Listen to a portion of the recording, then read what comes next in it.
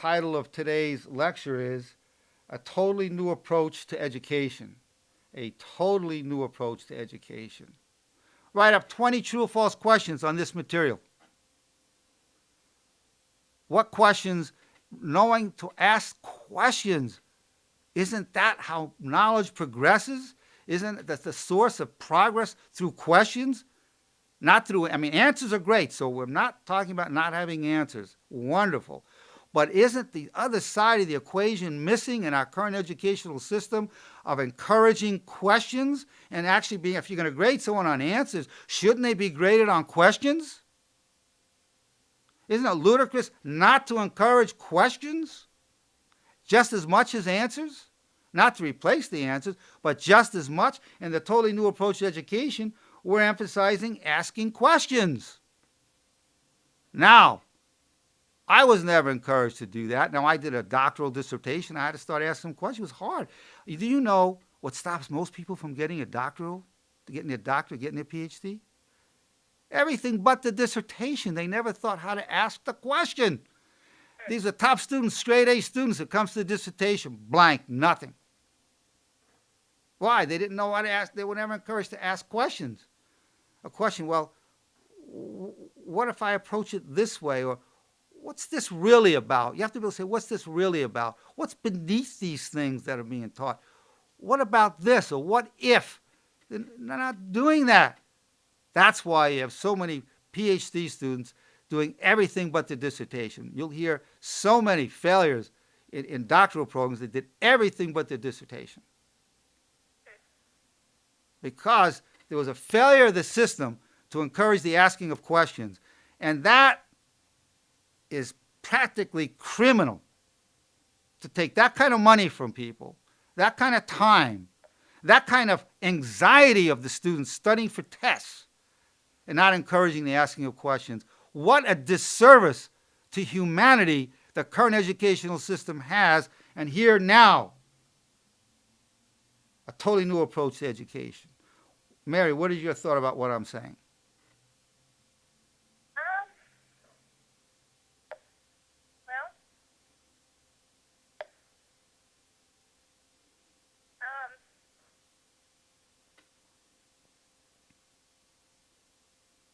Because you see that you have to ask questions for there to be progress in knowledge? Oh, yeah, definitely. Because if you don't ask questions, and if you just, if you're just listening,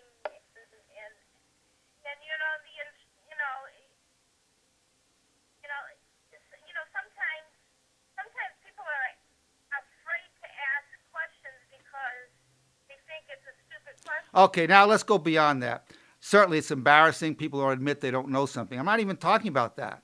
I'm talking about a test where you're told to write 20 questions about the material. Not an essay, 20 questions. I'm not talking about having to raise your hand, call attention to yourself. Everybody in the class has to look at you. I'm not talking about that. I'm talking about class, write 10 questions, write 20 questions on the material just given you. Write it down. That's what I'm talking about. I think that's a good idea. Yeah, it's not being done. You never had it done, did you, Mary? No, multiple choice, maybe essays. Yeah, but you were never encouraged to ask that. What about you, Antoinette, with all the teachers you've had? Anybody say write down questions about these issues? No. No. No, because if you're asking a question about these issues, it really makes you think. You have to really. Of course. You have to know what you're talking about And in order to ask the proper question. we weren't taught about it in elementary school and high school and then the so-called higher education, not to learn to ask questions. How terrible is that? What a disservice to humanity. That ends now with a totally new educational approach. Now, let's go to another point, another part of the totally new educational system. Totally new approach to education. Now, right now, the people that get the best grades are the ones who have the best memories, by and large. Now, I'm not talking about mathematics or logic, but by and large, if you're good at memorizing, you can cram the night before, memorize the material, regurgitate it the next day or the next week, and get an A or an A+. And some people have incredible memories. And you know what? Memorization is good because you want to certainly memorize the knowledge of people who have preceded us. We want to know that knowledge. We want to have access to that knowledge. We want to be able to recall that knowledge. We want to be able to recall, we want to be able to recognize it when we're reading about it. So that's valuable. So we're not saying there's anything wrong with memorization. But it's only half the equation again. What's the other half? Inspiration. Inspiration, learning how to read the book of your own heart, is a tremendous source of knowledge. People are amazed that I can give these lectures on such a diverse topics. They say, my God, how long did you prepare for it? I don't even rehearse these things. It's everything I'm saying to you now is I have about 4 or 5 notes in front of me. I'm going to hold it up to the camera. That's a little outline that I wrote 5 minutes before. You saw me write the outline, Hugh, right? He's nodding his head. Can you say it louder? Yes. You saw me write 5 minutes before the class. It was an outline, maybe a little tiny outline. And I'm coming up with points as I'm talking to you that are not on the outline. Where is that coming from? It's certainly not memorization. I did not memorize this lecture. I did not rehearse this lecture. I have not given this exact lecture. I've given pieces of it here and there, just a little bit, but for the most part, this is a brand new lecture, as most of my lectures are. Well, where does it come from? What is that? I did not read a book about it. I have not taken one class in education in my life. I have not studied one book on education in my life. Yet look how the knowledge and wisdom gushes forth in my words. And I don't take credit for that. Any good that anyone gets from me is from God. I'm nobody. Any harm that's caused is from me. But look, I'm showing you can read your book of your own heart, the book of your life. Somebody say, well, you don't prepare? What do you mean I don't prepare? I prepared for 70 years, almost 72 years. That's my preparation, my life. I look within my heart. I read the book. I read the book of my heart. The Spirit motivates me, energizes me, and takes me to new knowledge, to fountains of wisdom and understanding that I never, ever studied. Ever. As a matter of fact, one reason I can step so far out of the box and come up with a totally new approach to education is, one, I went through the educational system. That's part of my background. I went through it. But I tell you, this understanding that you're receiving is through inspiration, not memorization. I want to say it again.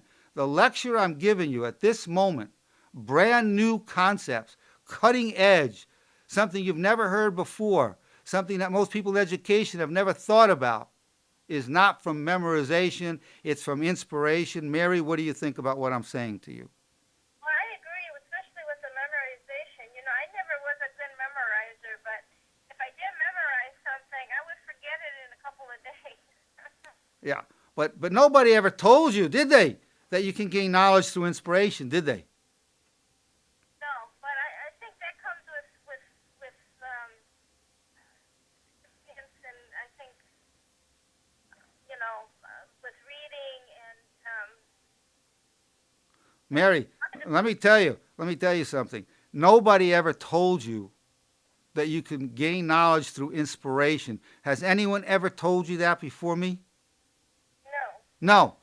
All the years of education, nobody said, you know, the memorization is one way, inspiration is another. And I'm saying part of the totally new approach to education is knowledge through inspiration in addition to memorization. Antoinette, has anybody ever told you that you can access knowledge and perspective through inspiration, not just memorization? Has anyone ever told you that, Antoinette? Oh, no. Never. Now, when I tell you Never. that everything I'm saying to you is through inspiration, not memorization, what do you think of that? Well, I'm a firm believer in that because I'm a lot like that in my own life. My personality is like that.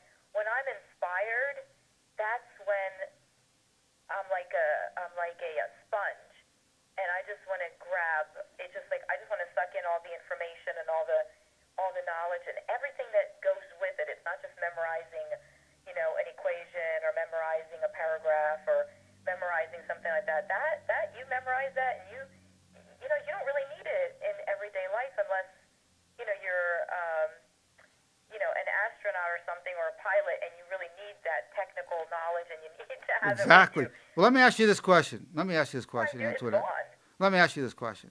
I present this lecture. It's almost an hour. Almost an hour now. I've enjoyed every second of it. It's all fresh. I'm not bored with it because it's all new. Now, when I tell you I never had one class in education and I didn't memorize anything to give this lecture, what is your reaction to that?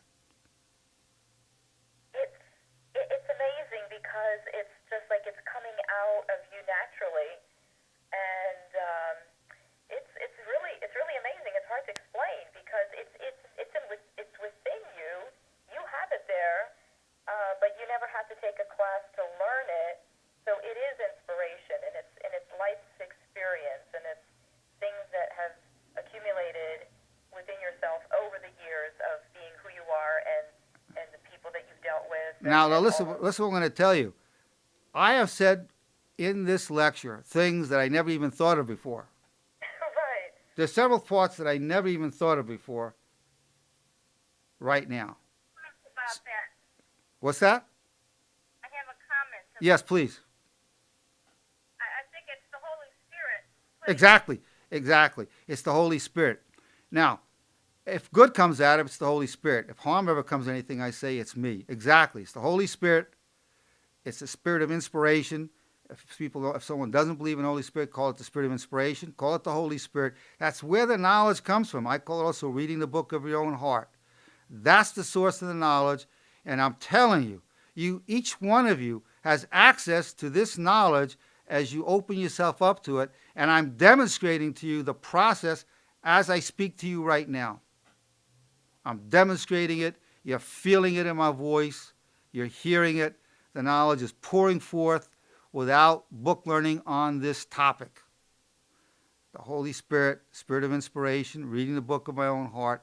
And you have the same access that I do. All of this is yours. Just understand that this is part of the totally new approach to education. Brand new concept. So now we're talking about degrees of knowledge.